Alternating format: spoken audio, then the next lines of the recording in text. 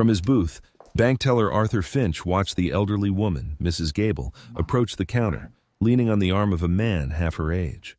For 40 years, she had managed her own finances with a sharp mind, but for the past 3 months, this new, overly charming caregiver had accompanied her. Today, she slid a withdrawal slip for $30,000 across the counter, avoiding Arthur's gaze while the man squeezed her shoulder reassuringly. It was the third massive withdrawal that month, and the fear in her eyes was a signal Arthur could no longer ignore. We've all had moments where our gut tells us something is wrong. What do you do when ignoring it could mean someone's ruin? Let us know your thoughts after you hear this story. The crisp, white slip of paper felt cold in Arthur's hand, a stark contrast to the warm, familiar way Elspeth Gable used to greet him. He looked from the slip to her face, searching for the witty, sharp-witted woman who would debate the merits of different rose fertilizers with him while he counted her money. The woman standing before him was a ghost of that memory. Her shoulders were slumped, and her eyes, once a bright, intelligent blue, were cloudy and fixed on the polished floor. The man beside her, Landon, was all smiles and easy confidence. He wore a crisp blue shirt that matched Elspeth's dress, a small, calculated detail that made them look like a pair. "Good afternoon, Arthur," Landon said, his voice smooth as honey. "Mrs. Gable is just getting some funds for a little home renovation project. Exciting, isn't it?" Arthur forced a professional smile, but kept his eyes on Elspeth. "That does sound exciting, Mrs. Gable. Are you finally putting in that greenhouse you and Mr. Gable used to talk about?" For a fleeting second, a light flickered in Elspeth's eyes. "The greenhouse. Robert always wanted," she began, her voice a frail whisper. Before she could finish, Landon's hand moved from her shoulder to the small of her back, a gentle but firm pressure. "We're starting with the sunroom, aren't we, Elspeth? One project at a time." He laughed, a sound that didn't reach his eyes. Her husband's passing was hard. She gets a little confused with the details sometimes. Elspeth flinched almost imperceptibly and nodded, her gaze returning to the floor. Yes, the sunroom. This was the crisis. Not just the money, but the extinguishing of the person Arthur had known for 2 decades. He knew he was crossing a line, but he couldn't stop himself.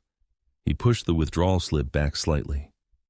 $30,000 is a large sum for a cash withdrawal, ma'am. For your security, a cashier's check might be safer, or a direct transfer to the contractor. Landon's smile tightened at the edges. "We prefer cash. The contractor gives a discount. You know how it is." He patted Elspeth's hand. "Don't you worry, Arthur. I take excellent care of her." Arthur looked directly at Elspeth, ignoring Landon. "Mrs. Gable, is this withdrawal what you want? Are you comfortable with this?" The silence stretched for a few seconds. The bustling noise of the bank seemed to fade away. Elspeth looked up, her eyes pleading. She opened her mouth, but only a small, breathy sound came out. Landon leaned in, whispering something in her ear. Her face crumpled slightly, and she nodded, turning back to Arthur. "It's fine, Arthur. Please, just process it." Her voice was monotone, defeated. It was a rejection, a clear, painful failure. Arthur felt his stomach sink. He had pushed, and in doing so, he had pushed her further into Landon's control. His hands felt heavy as he typed in his authorization code.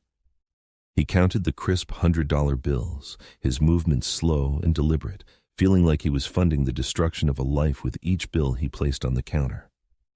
Landon scooped the stacks into a thick envelope with a practiced efficiency that made Arthur's blood run cold.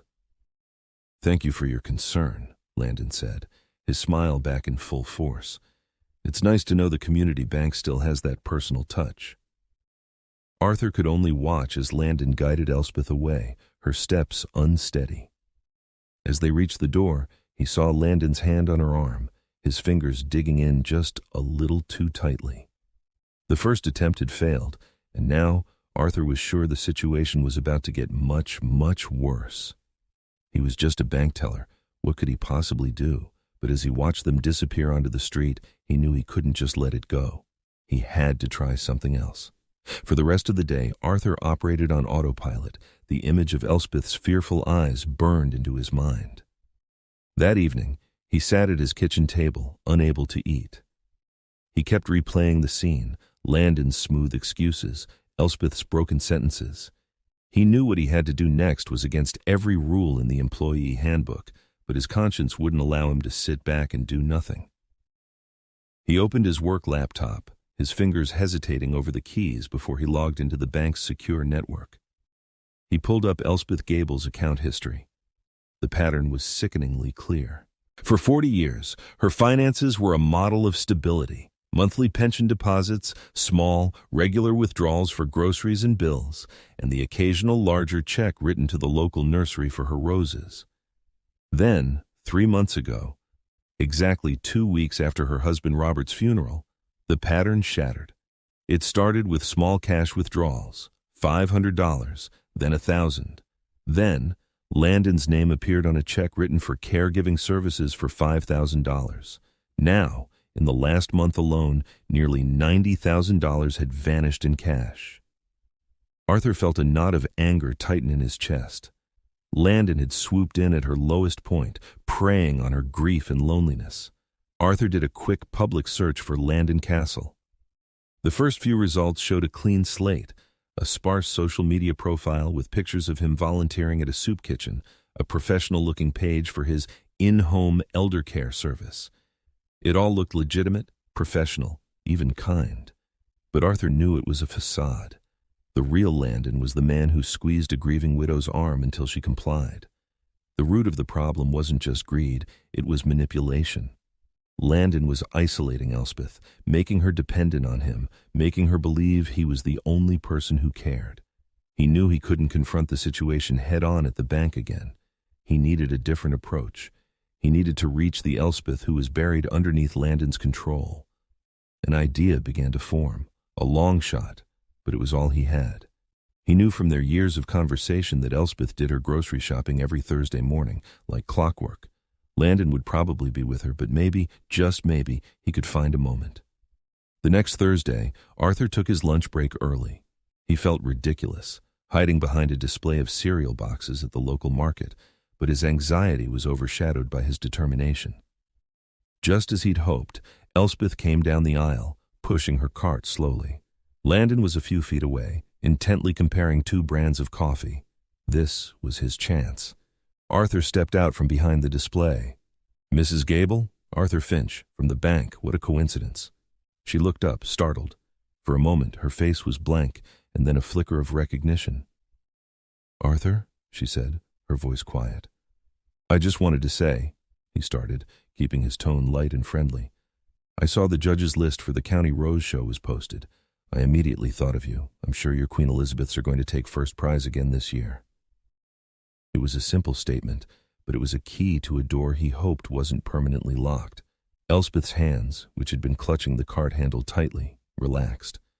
A genuine, soft smile touched her lips for the first time in months. "Oh, I don't know," she said, a hint of her old spark returning.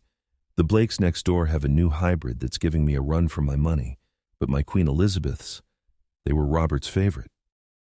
"He had good taste," Arthur said gently. "I always loved seeing them when I drove past your house." "They're not doing so well this year," she confessed, her smile fading. "Landon tries to help, but he doesn't have the touch." Just then, Landon returned, placing a bag of coffee in the cart. He saw Arthur, and his friendly demeanor snapped into place like a mask. "Arthur, small world, helping Mrs. Gable with her shopping list?" "Just talking roses," Arthur said calmly, giving Elspeth a small nod. "It was good to see you, ma'am." He walked away without another word, his heart pounding. It was a tiny victory, a single crack in the wall Landon had built around her.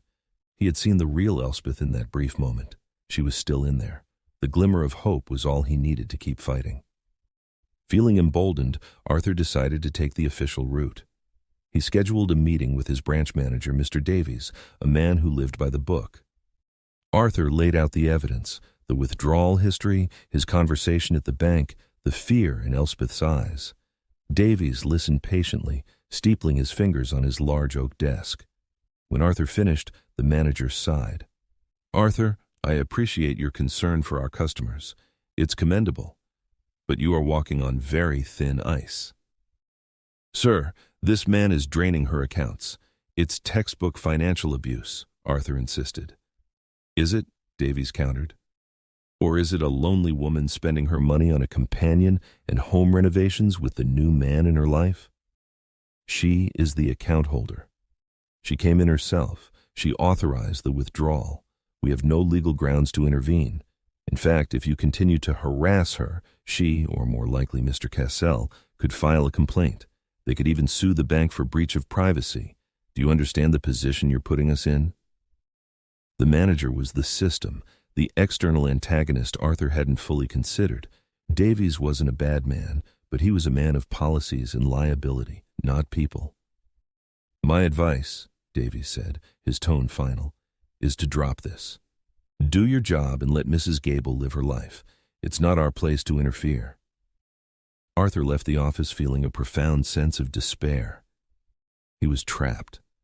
His one small win now felt insignificant against the wall of corporate procedure. His fight just got exponentially harder. The next week brought the major setback he had been dreading. An official account alert popped up on his screen. Request to add cosigner, Elspeth Gable account. The name to be added was Landon Castle. The request had been submitted through a lawyer and was accompanied by a document signed by Elspeth granting Landon power of attorney. Arthur felt the blood drain from his face. This was the end game. With power of attorney, Landon wouldn't need to manipulate Elspeth into coming to the bank anymore. He could drain everything with a click of a mouse. Arthur stormed into Davies' office, the alert printout trembling in his hand. You have to see this. He's got power of attorney now. We can't let this happen. Davies looked at the document, his expression grim. It's legally sound, Arthur. Notarized and everything. My hands are tied. Tied? He's about to rob her blind. Our duty is to follow the legal instructions of the account holder, Davies said, his voice cold. And as of this document, that includes Mr. Cassell. We will process the request. 2 days later, the final blow came. An automated transfer request was initiated by Landon. Destination, an offshore account in the Cayman Islands. The amount, the entire balance of Elspeth Gable's multi-million-dollar investment portfolio. The transfer was set to clear in 48 hours. Arthur stared at the screen, a wave of nausea washing over him. He had lost. The system had protected the predator, and in 2 days, Elspeth Gable would be left with nothing. Arthur couldn't sleep for the next 48 hours. The ticking clock of the pending transfer was a constant torment. He had followed the rules, and the rules had failed. The bank was a dead end. The law was on Landon's side. He knew that if he was going to save Elspeth, he would have to break every rule he had spent his career upholding. He sat at his kitchen table, the glow of his computer screen illuminating his tired face. There had to be someone in her life who Landon hadn't managed to cut off yet. He remembered a conversation from years ago, Elspeth mentioning a sister in Oregon whose daughter had just graduated from college. It was a long shot, but it was the only one he had. He began his search, using public records databases and social media, piecing together a family tree. After hours of dead ends, he found her. A woman named Clara Bellwether, living in Portland, Elspeth's niece. He found a phone number. His hand hovered over the call button, his heart racing. This was a massive invasion of privacy. He could lose his job, face legal action. He took a deep breath and pressed the button. This was his final test. A woman's voice answered, wary. Hello? Ms. Bellwether, my name is Arthur Finch. I'm a teller at your Aunt Elspeth's bank in California. I apologize for the late call, but I believe your aunt is in serious trouble. He poured out the whole story, the withdrawals, Landon, the power of attorney, and the imminent transfer of her entire life savings. He spoke with a desperate sincerity, hoping she would believe a frantic stranger calling late at night. There was a long silence on the other end of the line. My aunt and we haven't spoken in years, Clara said, her voice strained. After my mother passed, we had a falling out over the inheritance. She's very stubborn. She's vulnerable, Arthur pleaded. This man is a professional. Please, you're the only family she has left. The transfer finalizes tomorrow afternoon. Another pause, longer this time. Okay, Clara said, her voice firm with newfound resolve. I'm booking the first flight in the morning. What's the address? The climax arrived with the quiet intensity of a storm breaking. The next day, just after noon, Clara Bellwether, flanked by 2 police officers, walked up the familiar path to Elspeth's front door. Arthur waited in his car down the street, his stomach in knots. He had done all he could. It was out of his hands now. He saw the officers knock. The door opened, and Landon stood there, his charming smile instantly vanishing when he saw the uniforms. Inside, they found 2 suitcases packed and waiting by the door. Landon was planning to flee the moment the money cleared. When Elspeth saw her niece standing in the doorway, her face pale but determined, the spell Landon had woven for months finally shattered. "Clara?" she whispered, tears welling in her eyes. The police, armed with the information from Arthur and Clara's statement, put an immediate hold on the wire transfer. Arthur had called the bank's fraud department himself, bypassing Davies and reporting an emergency, giving them the police case number. The transfer was stopped with less than an hour to spare. Landon, stripped of his charm, was a cornered animal. He tried to protest, calling it all a misunderstanding, but the evidence Arthur had compiled from the bank records was undeniable. They led him away in handcuffs, his final look one of pure hatred directed at the quiet, unassuming house he had almost destroyed. A year later, the bank felt different to Arthur. It felt brighter. Mr. Davies had been transferred, and the new manager promoted Arthur to a new position, Senior Community Protection Officer. His job was to host seminars and work directly with elderly clients to safeguard their finances. One afternoon, the bell above the bank door chimed, and Elspeth Gable walked in. She was not leaning on anyone's arm. She walked with a newfound strength, her eyes clear and bright. Her niece Clara was with her, but they walked as equals, as family. Elspeth approached Arthur's desk, a warm, genuine smile on her face. "Arthur," she said, her voice strong, "I came to show you this." She handed him a brochure.